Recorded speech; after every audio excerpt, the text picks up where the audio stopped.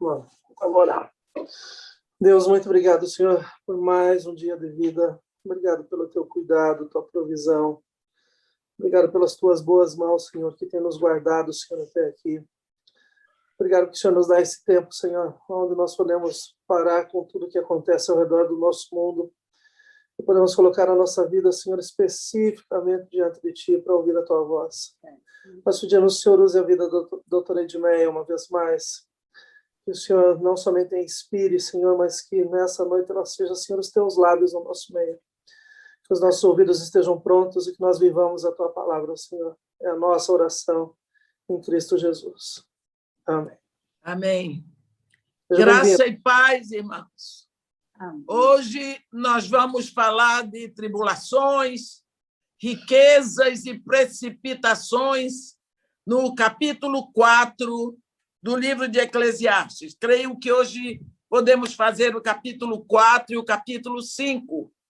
O livro de Eclesiastes é um livro que nos leva a dar atenção, a meditar, a olhar para coisas que normalmente nós não olhamos e que passam despercebidas.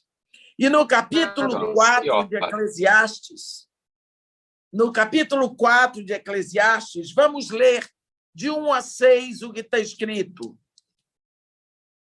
Vi ainda todas as operações que se fazem debaixo do sol. Vi as lágrimas dos que foram oprimidos, sem que ninguém os consolasse.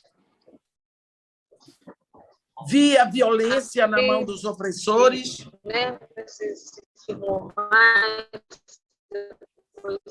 Está acontecendo algum problema? Está acontecendo algum problema no áudio? Agora não.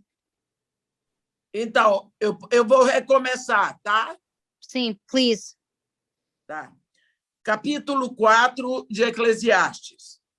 Vi ainda todas as opressões que se fazem debaixo do sol. Vi as lágrimas dos que foram oprimidos, sem que ninguém os consolasse. Vi a violência na mão dos opressores, sem que ninguém consolasse os oprimidos. Pelo que tenho por mais felizes os que já morreram, mais do que os que ainda vivem. Porém, mais que uns e outros, tenho por feliz aquele que ainda não nasceu e não viu as mais obras que se fazem debaixo do sol. Então vi que todo o trabalho e toda a destreza em obras provém da inveja do homem contra o seu próximo. Também isto é vaidade e correr atrás do vento. O tolo cruza os braços e come a própria carne, dizendo: melhor é um punhado de descanso do que ambas as mãos cheias de trabalho e correr atrás do vento. Vamos parar aqui um pouquinho para ver isso aqui. No versículo 6, ele diz: melhor é um punhado de descanso do que ambas as mãos cheias de trabalho e correr atrás do vento. Uma das críticas que se faz ao livro Eclesiastes é exatamente a repetição dos assuntos sem uma ordem lógica. Alguns acham que isso acontece de propósito, para mostrar que também a vida é assim. Alguém já disse que Eclesiastes pratica aquilo que prega. Repetição, repetição. Nesse capítulo 4, agora, o pregador lida com a violência ultrajante que vemos. Ele lamenta as lágrimas dos que foram oprimidos, sem que ninguém os consolasse. E viu violência da mão dos opressores. Achar que a vida não tem sentido é uma coisa, mas sofrer a sua crueldade é amargo demais para suportar, meus irmãos. E assim, o pregador conclui que nessas circunstâncias, os que já morreram estão mais felizes do que os vivos.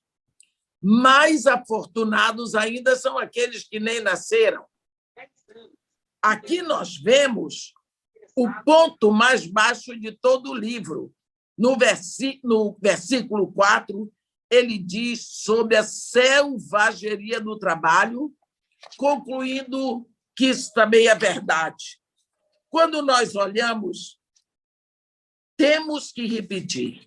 Ele aqui está falando sobre a visão das coisas debaixo do sol. Porque como pode ser mais feliz aquele que não nasceu? Porque é só nascendo do ventre da nossa mãe que nós temos a chance de sermos filhos de Deus. Então, não são mais felizes aqueles que não nasceram. Também morrer. Deus se compraz na morte dos seus filhos, mas não naqueles que estão perdidos. Então, a visão debaixo do sol é a seguinte, que tudo se acabe, porque aqui não vale a pena.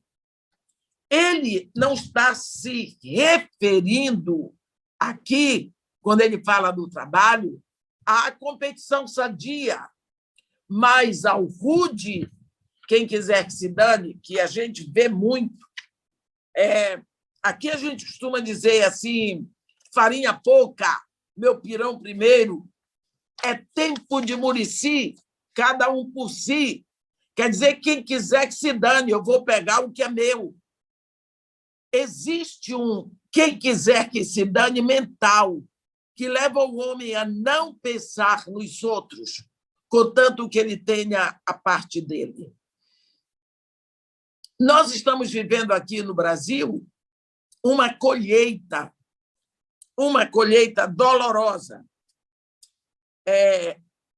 Há anos eu moro no Brasil, eu sou brasileira, mas há anos eu moro no Rio de Janeiro, nunca vi, nesses 40 anos que eu estou aqui, um hospital ser inaugurado. Nem municipal, nem estadual. Na minha cidade, Santarém, nenhum hospital. Não se inauguram hospitais, mas se fecham hospitais. Por exemplo, aqui o grande hospital universitário, ali da Ilha do Fundão, está fechado há muito tempo. Está lá o prédio se degradando, se degenerando, arrebentando todo. Então, como que a população cresce e não se fazem hospitais? Quando chega essa hora, ainda o dinheiro que foi liberado para fazer hospital de campanha, os hospitais não foram feitos. Então, de uma hora para outra, é culpa de quem? Acabou. Alguém pensou, é minha oportunidade de ficar rico, pegou o dinheiro. Não se inauguram escolas. Eu não sei. Nesses últimos anos, isso é alguma coisa que não se faz. Inaugurou-se alguma coisa para as Olimpíadas, que a gente viu. O Parque Olímpico, lá de Jacarepaguá, já está todo acabado. A ciclovia Timaya já caiu, matou gente. E assim por diante. Hoje eu estava vindo da cidade e tinha uns homens dentro do ônibus que eu estava reclamando, porque o nosso ônibus estava muito cheio, mas estava passando o VLT vazio, porque só vive vazio cruzando a cidade. Então, a gente vê essas coisas e, de uma hora, começa a pensar. Eu tinha lido exatamente esta palavra de Eclesiastes de madrugada. Às 8h30, eu saí para a cidade para resolver problemas da casa de Maria e Marta. Então, é sobre isso que o pregador está falando. Ele não está se referindo aqui a uma competição sadia, mas aquele rude, quem quiser que se dane, mental, que leva o homem a não pensar nos outros. Aqueles que pisam nos outros para subirem, eles vão ficar sozinhos quando chegarem lá no topo, porque eles pisaram. Quando nós vemos na Bíblia, na tradução de Mofá, ele traduz esse texto assim: uma mão cheia de contentamento é melhor que duas mãos cheias de trabalho e esforço vão. Eu vou ler agora dos versículos 7 a 12, onde está escrito assim: então considerei outra vaidade debaixo do sol, isto é, um homem sem ninguém que não tem filho nem irmã, contudo não cessa de trabalhar, e seus olhos não se fartam de riquezas, e não diz: para quem trabalho eu, se nego a minha alma aos bens da vida? Também isto é vaidade e enfadonho o trabalho. Melhor é serem dois do que um, porque tem melhor pago do que do seu trabalho. Porque se caírem, um levanta o companheiro. Ai, porém, do que estiver só, pois caindo não haverá quem o levante. Também, se dois dormirem juntos, eles se aquentarão, mas um só, como se aquentará? Se alguém quiser prevalecer contra um, os dois lhe resistirão. O cordão de 3 dobras não se rebenta com facilidade. Isso aqui é bom. Nós vemos, meus irmãos, algumas pessoas são sozinhas por causa da opressão de outras pessoas. Mas existem as pessoas solitárias por causa da sua própria competitividade, que as separa dos demais. Elas se acham melhores, elas se acham superiores, elas acham que ninguém é digno de estar ao lado delas. São boas demais. Aqui na passagem que acabamos de ler, no entanto, vemos um homem solitário porque não tem amigos nem conexões familiares. Para lidar com seu isolamento, ele se entrega totalmente ao ativismo e se afunda no trabalho. Olha, dinheiro e bens não são o melhor quando não existem pessoas com as quais compartilhar. A vida, nesses termos, se torna sem sentido. Quando Salomão diz, no versículo 9, 10 e 11, melhor é serem 2 do que um, porque tem melhor paga o seu trabalho, porque se caírem, um levanta o outro. Olha, a ênfase está em 2 pessoas. Mas, no final, ele diz, lá no versículo 12, o cordão de 3 dobras não se rebenta com facilidade. Vamos ver um pouco sobre isso. Aqui, Salomão explica que quando você está intimamente ligado a alguém que você ama e que ele ama, você não apenas tem o que a pessoa lhe dá, mas você possui uma terceira qualidade: o poder, o vigor que nasce do relacionamento, o que você jamais experimentaria se estivesse sozinho. Isso se chama sinergismo em português. Sinergismo é o seu vigor mais o vigor do seu amigo, produzindo um terceiro vigor maior. A força que vem para você lutar. Eu vou dizer uma coisa para você. Quando meu marido morreu em setembro de 90, em setembro de 91 morreu minha filha, a nossa família ficou reduzida a 50%. Era meu filho e eu. Eu digo para vocês, Esta palavra que está aqui, para mim, é vida, porque eu experimentei isso. Eu lutei, eu sobrevivi, porque eu tinha o meu filho. Eu pensava o que vai ser desse menino com 18 anos sozinho, sem pai e sem a irmã tão amiga. E ele me disse: mamãe, não acabei com a minha vida porque pensava na senhora. Você está vendo a segurança que a presença de um trouxe para o outro, porque nós éramos dois. Eu sei que se eu tivesse só aquela filha, com certeza eu teria sobrevivido, porque eu sei que Deus faz todas as coisas certas. Mas eu posso, nesse momento, considerar, quando Eclesiastes diz que o cordão de 3 dobras não se rebenta com facilidade. Se nós levarmos isso para cima do sol, nós vamos ver o que Jesus diz a respeito disso.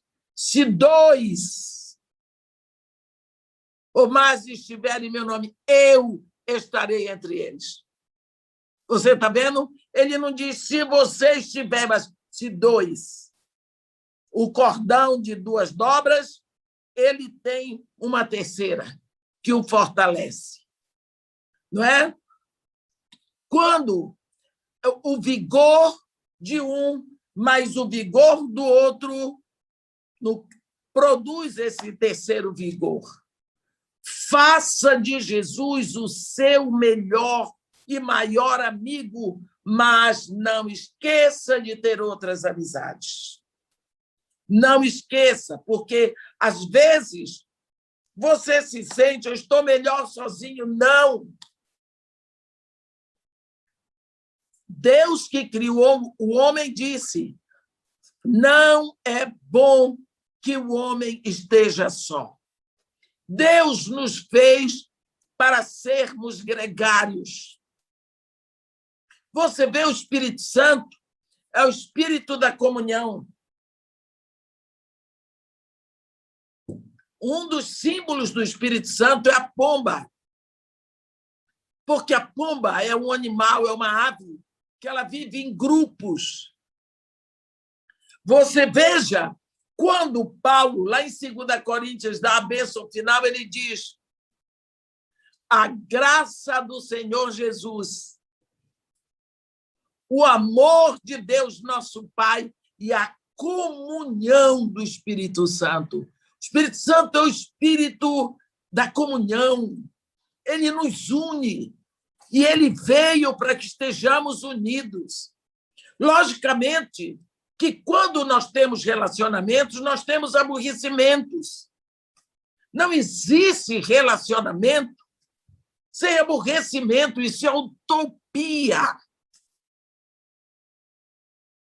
Mas nós precisamos saber que, quando nós procuramos nos ausentar de todo mundo, ficar sozinho, cuidado, isso significa que estamos cheios de pereba.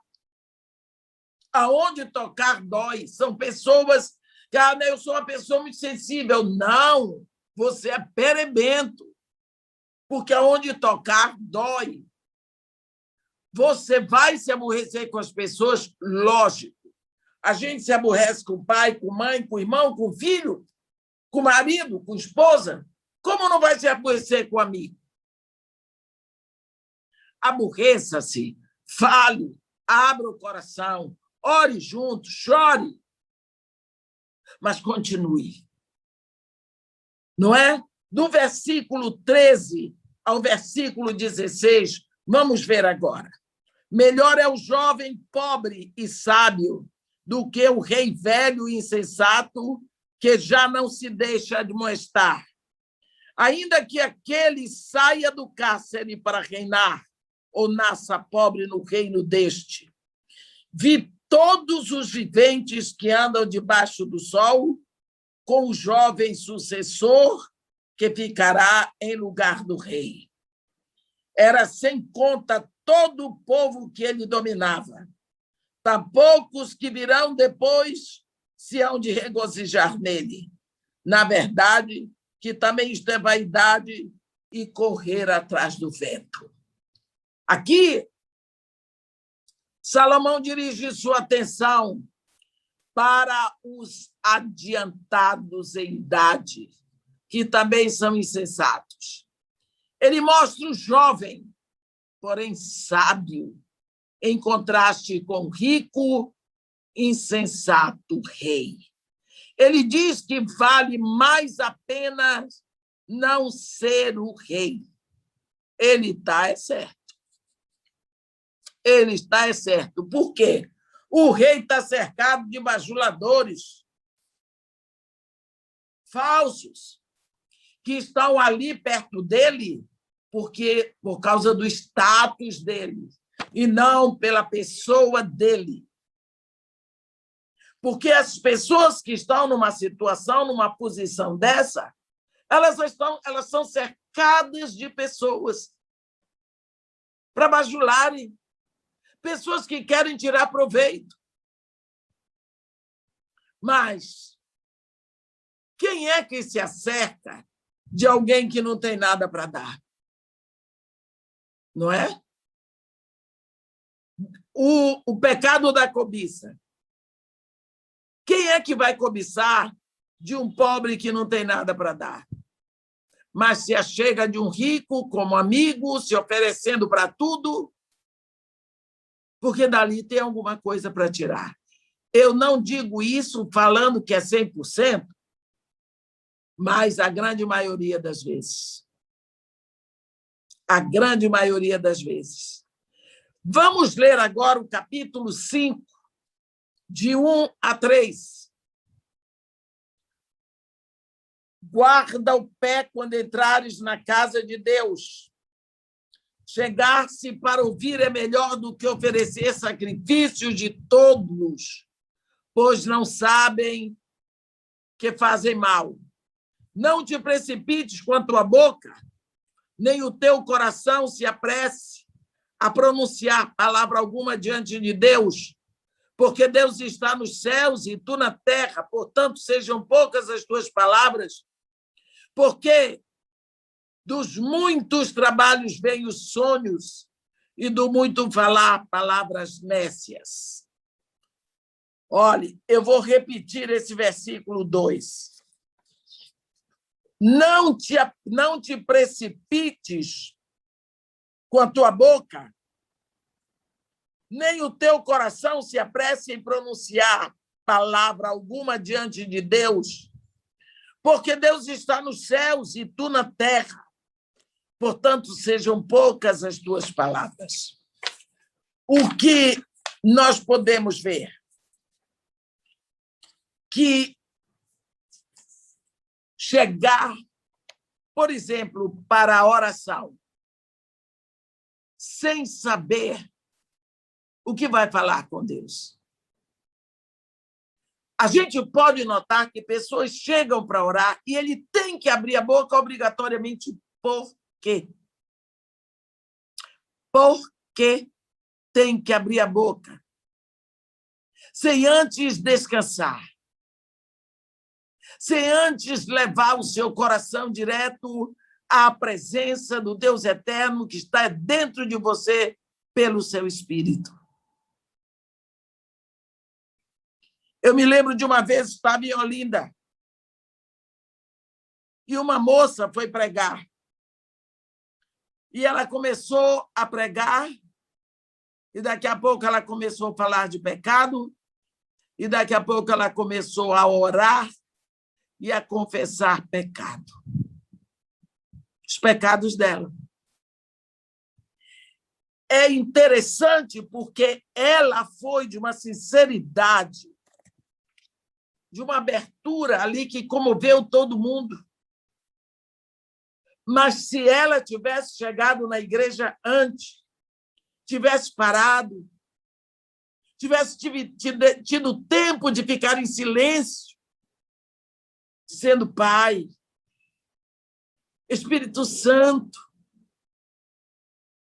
não precisaria ter chegado àquele ponto. Não que foi errado o que ela fez, mas ela poderia ter pregado mais. O que eu acho é o seguinte, é que, às vezes, nós não paramos para pensar.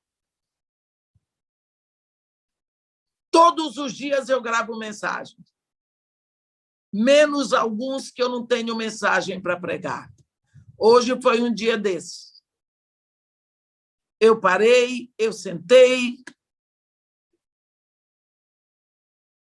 eu pedi, não veio nada. Eu não gravei mensagem hoje, não escrevi nenhuma mensagem. O que é que a senhora fez? Eu li e dormi. Pronto. Por quê?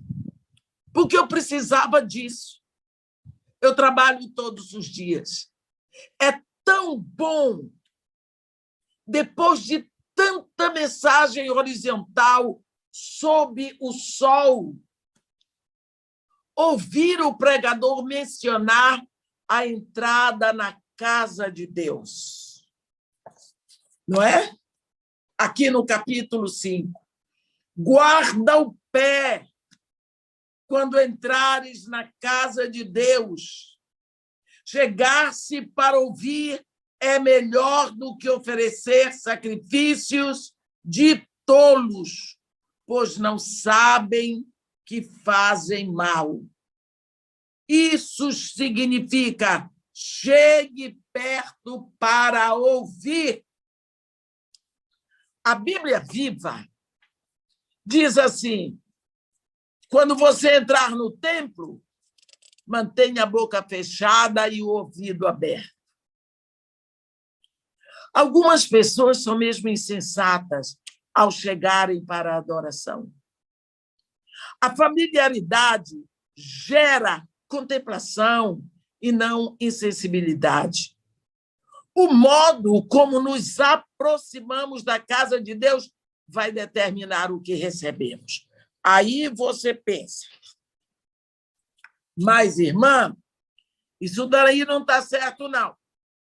Isso aí é um livro do Antigo Testamento, não tem nada a ver com o Novo Testamento, porque hoje o Espírito Santo ele está dentro de cada um de nós.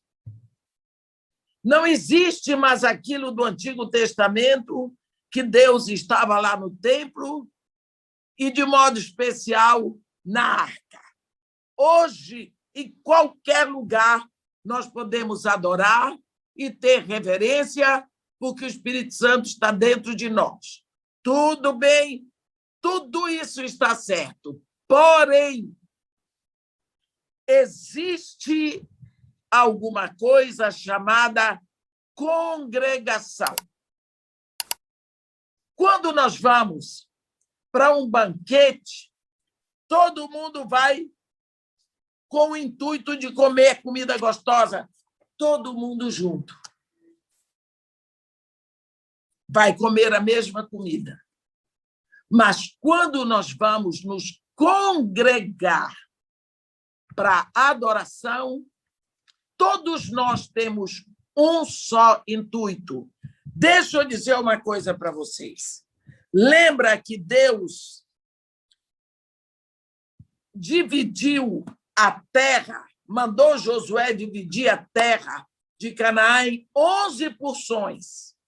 Eram 12 as tribos, mas a terra foi dividida em 11 porções, porque a tribo dos sacerdotes não teria herança na terra, porque eles não seriam agricultores, eles iam só cuidar de tudo referente ao templo. Por isso, eles receberiam os dízimos. Todas as 11 tribos trabalhariam para entregar os dízimos ali e eles sobreviveriam daquilo. Quando você pensa, Deus estabeleceu as festas. As festas seriam celebradas em Jerusalém. Então, agora você pensa, por exemplo, a festa da Páscoa. Essas festas eles viriam todos para Jerusalém. Como diz a Bíblia, subiriam a Jerusalém. Quando sai a tribo de Rúben, sai a tribo de, digamos, Zebulon, sai a tribo de Dan, sai a tribo, e assim por diante. Cada tribo dessas habitava no seu lugar. Eles tinham o seu sotaque, o seu jeitinho de viver. O que era comum a eles era a lei e os mandamentos, os profetas, mas cada um tinha a sua ginga, o seu jeito de falar. À medida que eles se moviam para Jerusalém, cada dia uma tribo também ia se chegando perto da outra. Não é? Quando eles estavam pertíssimo de Jerusalém, eles começavam a se encontrar. Mas quando eles entravam em Jerusalém, eles eram um povo só. Eles eram Israel. Eles eram Israel. O que significa que quando nós vamos ao templo, eu estou na minha casa, eu oro na minha casa, eu oro na rua, eu oro no banco, eu oro onde eu estiver. Mas quando eu vou para o templo, eu vou com o intuito de congregar para adorar. Então, quando nós chegamos no templo, o nosso sonho, o nosso intuito, o nosso objetivo, o nosso desejo é adorar. Começamos a adorar. Então, nós estamos adorando a quem? Ao Deus eterno, todo-poderoso, Criador dos céus e da terra, que é santo, santo, santo. Então, quando nós chegamos lá, nós precisamos saber aonde chegamos. É isso que o pregador quer dizer aqui. Veja se você discerne aonde você botou os pés. Você não botou os pés no supermercado, nem na feira, nem no shopping. Você botou os seus pés na casa que foi designada para a congregação. Não significa que Deus está habitando ali, mas significa que é o lugar onde nós nos reunimos para adorar a Deus. É isso que ele quer dizer aqui. Guarda o pé quando entrares na casa de Deus. Chegar-se para ouvir é melhor do que oferecer sacrifícios de tolos, pois não sabem que fazem o mal. A Bíblia Viva diz: quando você entrar no templo, mantenha a boca fechada e o ouvido aberto. Algumas pessoas são muito insensatas. Ao chegarem para a adoração,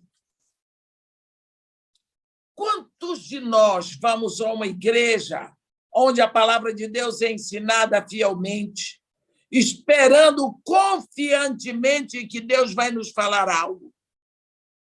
Hein? Uma má pregação é maldição sobre uma congregação que não quer ouvir a Deus. Lembra de um momento, lá em Atos 10, quando Pedro foi lá para a casa de Cornélio. Cornélio já tinha reunido a sua família e todos os seus amigos. E quando Pedro chegou, houve toda aquela explicação. E no versículo 33, Cornélio diz para ele: portanto, sem demora, mandei chamar-te e fizeste bem em vir. Agora, pois, estamos todos aqui na presença de Deus, prontos para ouvir tudo o que te foi ordenado da parte do Senhor. Está vendo?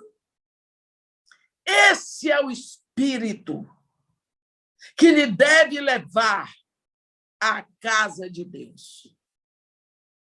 Esse é o espírito que deve levar à congregação. Você congrega para que, junto com os outros filhos de Deus, vocês possam ouvir aquilo que está sendo ensinado. Estamos todos aqui na presença de Deus, prontos para ouvir tudo o que te foi ordenado da parte de Deus. Esse deve ser o intuito de quem vai à igreja para ouvir e de quem vai à igreja para pregar. O povo vai ali para ouvir o que Deus mandou dizer, o que Deus mandou pregar. Sabe por quê? Não existe ministério de pregador. Existe ministério de profeta. Profeta é aquele que prega a palavra de Deus. Agora, quando a congregação não está interessada em ouvir a Deus, o pregador luta muito para conseguir pregar. Quem está me ouvindo e prega a palavra sabe disso. Sabe como é difícil. Mas, irmão, o Espírito Santo não está dentro do pregador? Está. E por que é que Jesus não pôde fazer muitos milagres em Nazaré? Por causa da incredulidade do povo? O Espírito Santo não estava em Jesus? E Jesus não é filho de Deus? Hein? Eu sei o que é você chegar em lugares que você vai pregar, você fica até com falta de ar.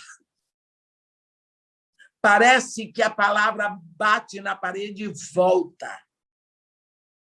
Tem um lugar na Bélgica que, quando você chega lá, você sente um peso nos braços, nas pernas, no corpo, aquela dificuldade, começa a orar, é uma dificuldade. Parece que é um céu de bronze que tem sobre aquela cidade. Antuérpia. Eu tenho dificuldade ali. Agora, vou lhe dizer uma coisa. Você pode dizer, mas, irmã, e o Espírito Santo, se não fosse pelo Espírito Santo, eu nem ia lá. Mas é lá que está precisando da palavra de Deus, por isso eu vou. Por isso eu vou. Porque quando eu prego a palavra, o Espírito faz uma obra com a palavra que eu preguei, porque eu preguei a palavra de Deus. Portanto, nesses lugares assim, é melhor pregar a palavra, só a palavra, porque o Espírito se move na palavra. Lembra Jonas? Jonas foi pregar de má vontade em Nínive. Ele pregou as 7 palavras que Deus tinha dito para ele, e o Espírito pegou aquela palavra e fez uma festa em Nínive. Por quê? Porque era a palavra de Deus. Salomão está aqui certo quando ele diz que, se nos reunimos na presença de Deus, não devemos falar e cantar muito, porém ouvir mais. O certo seria que a congregação ficasse em silêncio após a pregação do sermão, para chegar à conclusão do que Deus lhes quis falar através da sua palavra. E só depois de alguns instantes, então, vir o apelo ou a oração. Foi assim com o primeiro sermão de Pedro. A reação foi do povo. A reação foi do povo. Pedro não fez nenhum apelo. Ele pregou. Ele disse a verdade no poder do Espírito Santo. E foi aquele silêncio quando ele calou a boca. E o povo apelou para ele. E agora? que faremos? Ele disse: arrependei-vos, crede no Senhor Jesus, recebereis o dom do Espírito Santo. Está vendo? A solução é que você tem que se arrepender. A Bíblia diz que eles ficaram de coração compungido. Resultado, a palavra tinha sido pregada, eles receberam. Não é? Hoje, quando vamos ao culto, a impressão que temos é que todo momento tem que ser preenchido com uma palavra. Há até tempo para nos abraçarmos. Vamos embora, diga para o seu irmão que você o ama. Diga que está com saudade dele. Dê um abraço no seu irmão. Vamos embora, saia do lugar. Vá abraçar quem quiser. E vira aquela festa. O cantor sobe para cantar e primeiro tem que fazer um sermão.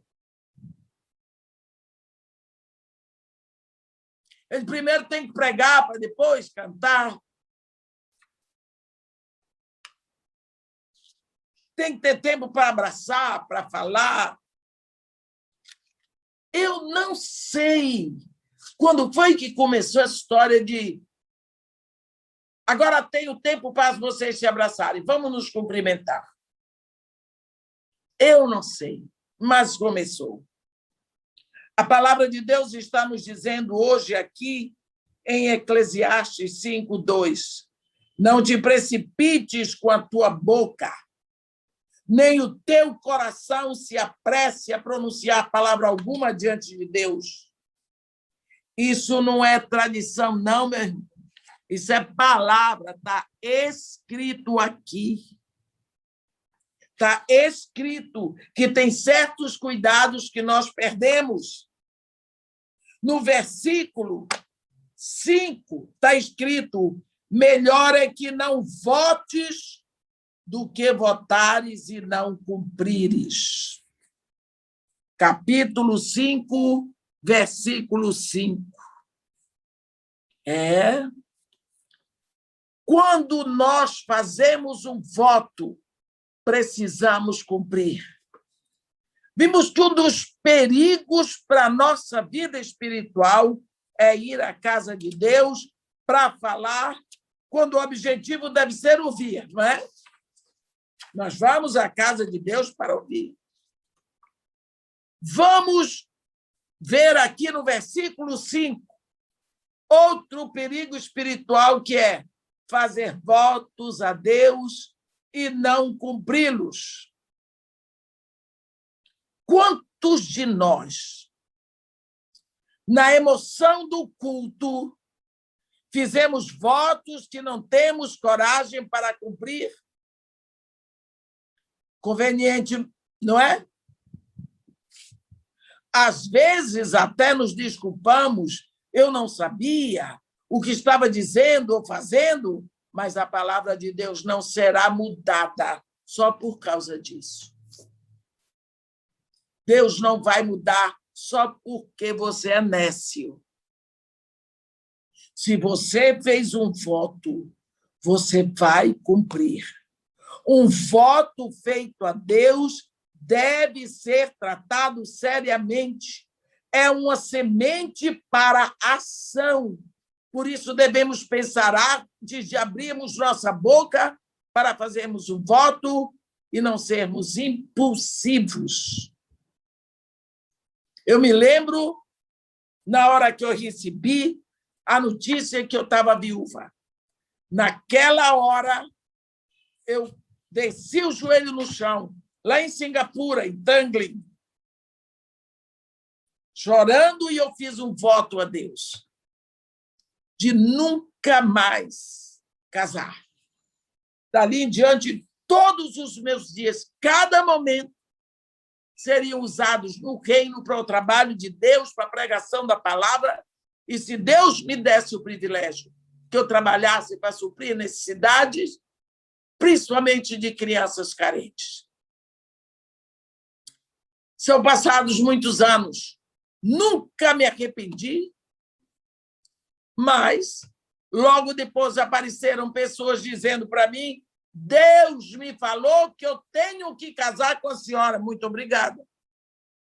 Foi Deus que mandou dizer, então Deus vai falar comigo. A pessoa não sabia do meu voto. A pessoa não sabia do meu voto. Você precisava ver quantas pessoas vieram. Graças a Deus, eu fui firme, e eu sou firme, mas isso é um perigo, porque eu era muito mais imatura espiritual do que eu sou hoje. Chega um pastor para me dizer: Deus me falou que é para ser o seu marido, para eu cuidar da senhora, cobrir, Eu disse: não vou, eu tenho voto. Mas eu nunca disse. Agora eu falo abertamente, mas naquela hora eu não dizia. Voto.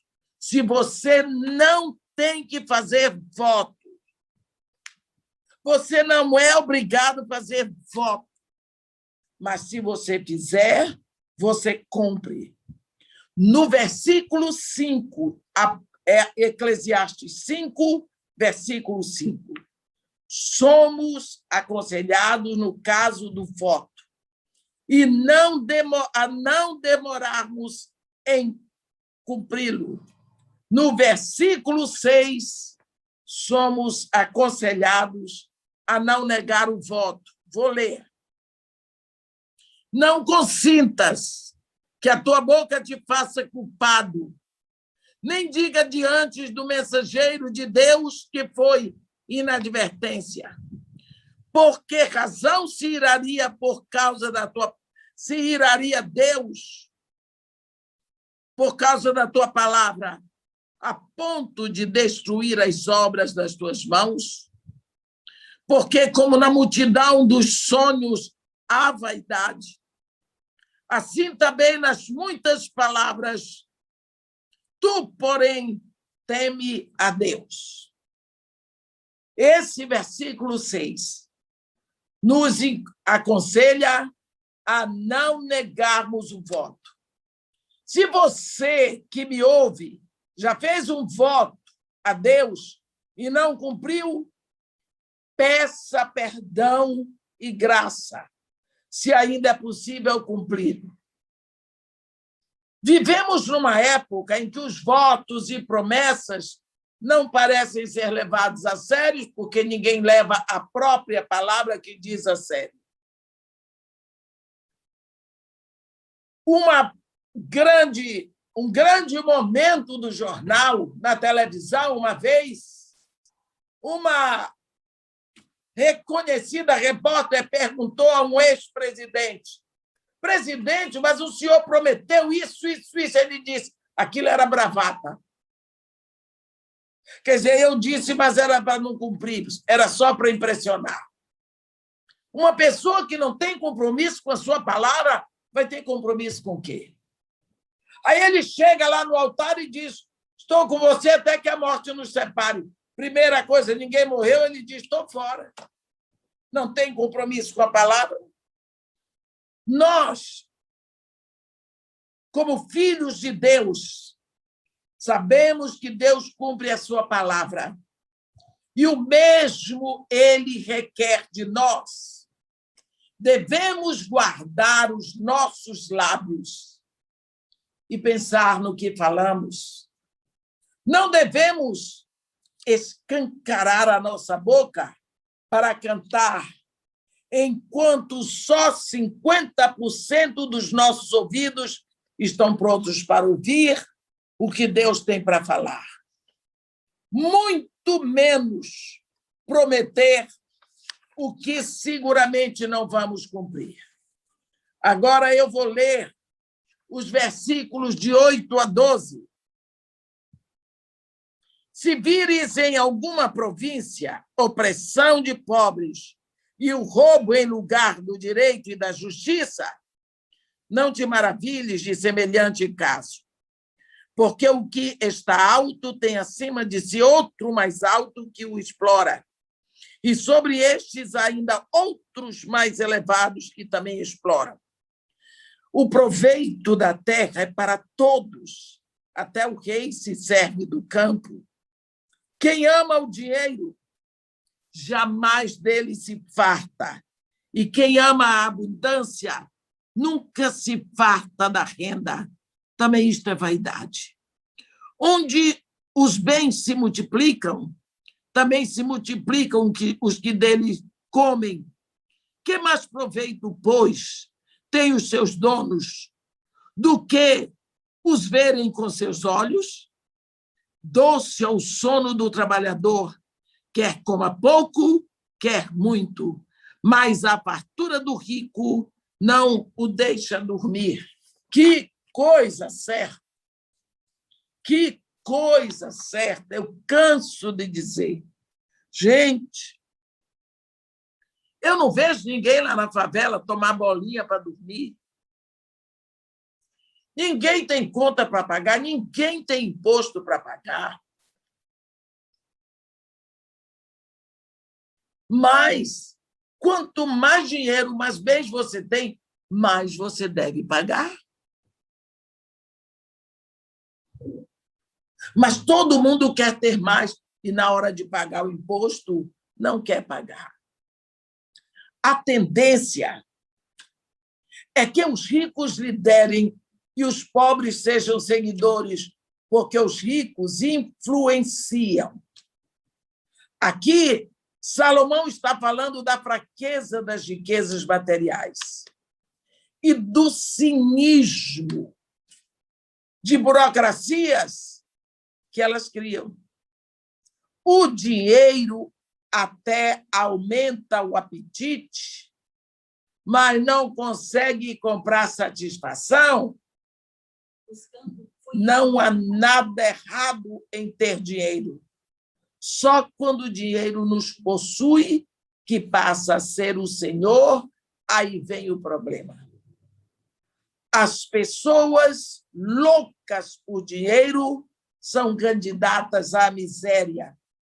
Com certeza não é um passaporte para o céu. Como nós vemos no versículo 12, a fartura do rico não o deixa dormir, não deixa mesmo.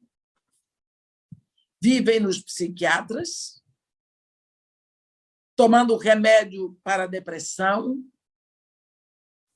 tomam uísque e tantas outras bebidas fortes para esquecer a situação, não param com os seus casamentos, não conseguem um lar, têm muitas coisas, mas não constroem lar.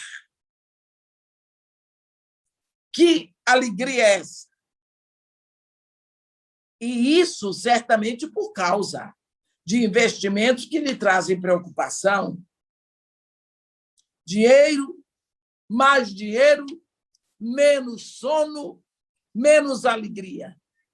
Isso acontece com aqueles que não entreguem suas riquezas à disposição de Deus. Deus é o dono de todas as coisas na face da terra e de tudo o que temos. Deveríamos ter gratidão, porque vem dele. Se não dormimos, é porque não temos a paz suficiente. A Bíblia diz: em paz me deito e logo pego no sono, porque só tu, Senhor, me fazes repousar em segurança. Se nós não dominamos nossa ganância por dinheiro, certamente seremos dominados por ela. O dinheiro deve ser servo e não senhor das nossas vidas. Vamos ler agora dos versículos 13 a... Eu vou ler logo até 20, tá? Grave mal vi debaixo do sol as riquezas que seus donos guardam para o próprio dano. E se tais riquezas se perdem por qualquer má aventura, ao filho que gerou nada lhe fica na mão. Como saiu do ventre da sua mãe, assim nu voltará.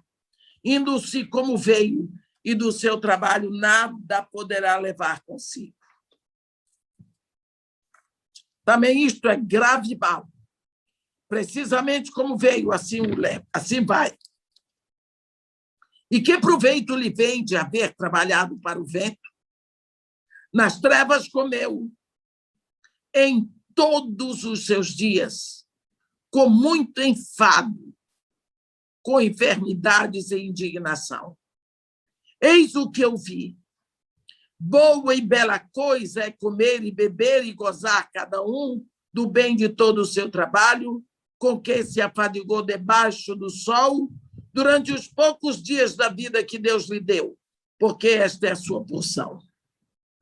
Quanto ao homem, a quem Deus conferiu riquezas e bens, e lhe deu poder para deles comer e receber a sua porção, e gozar do seu trabalho, isto é dom de Deus.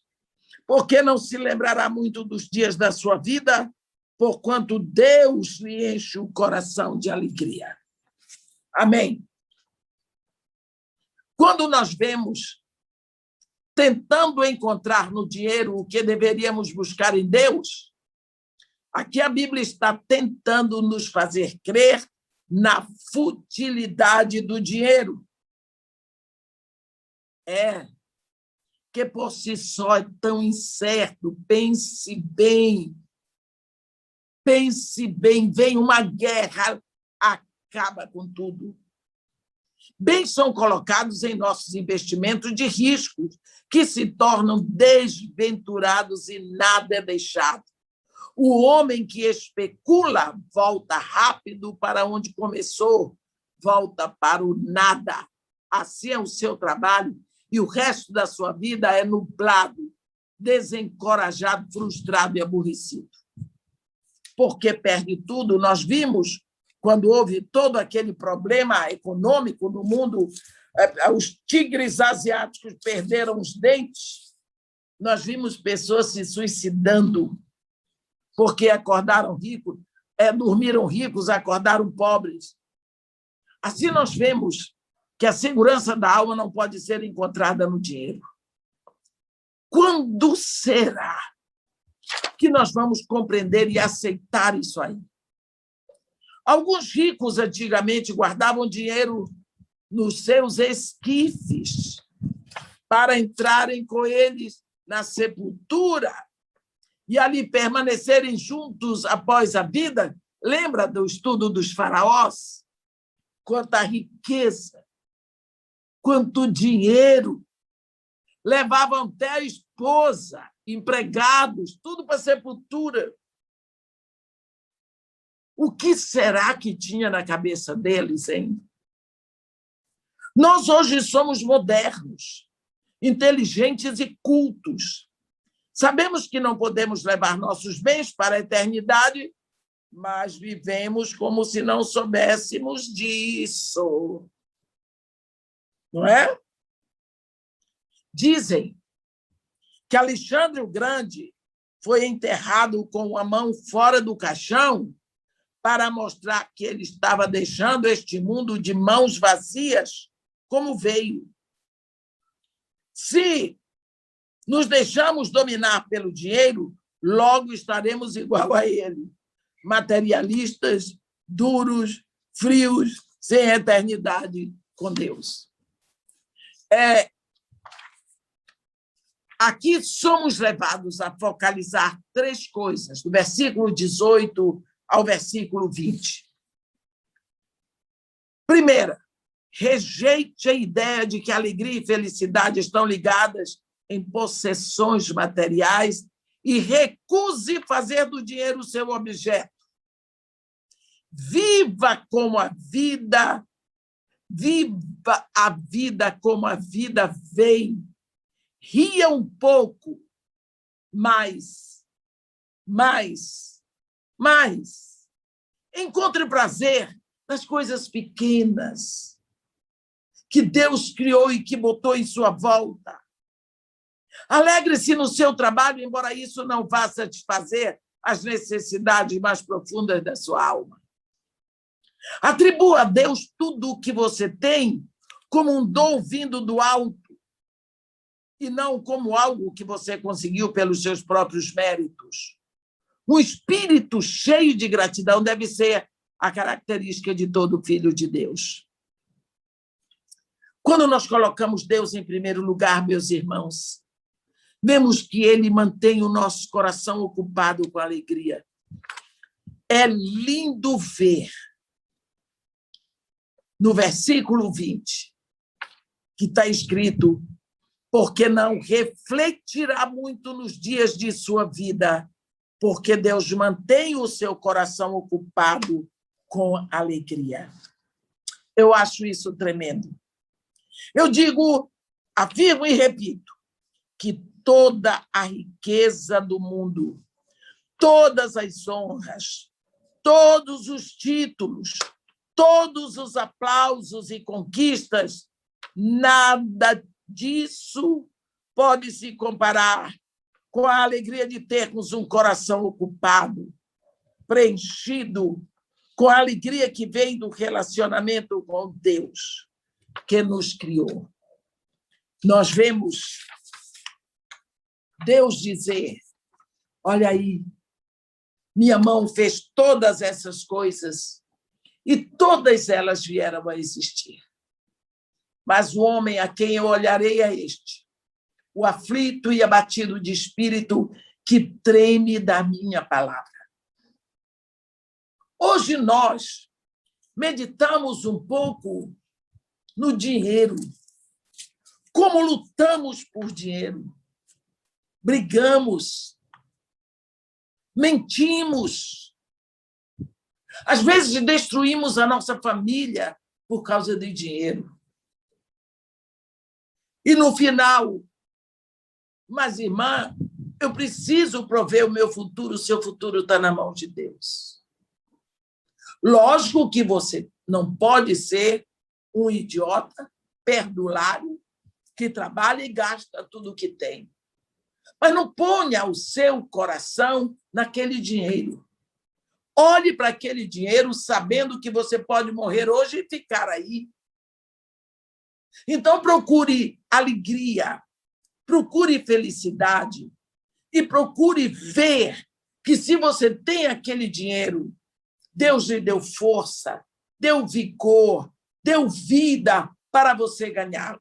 Então, olhe para o dinheiro como algo que Deus possibilitou para você se alegrar, e não como algo que é a fonte da sua alegria. A fonte da nossa alegria é Deus. Amém.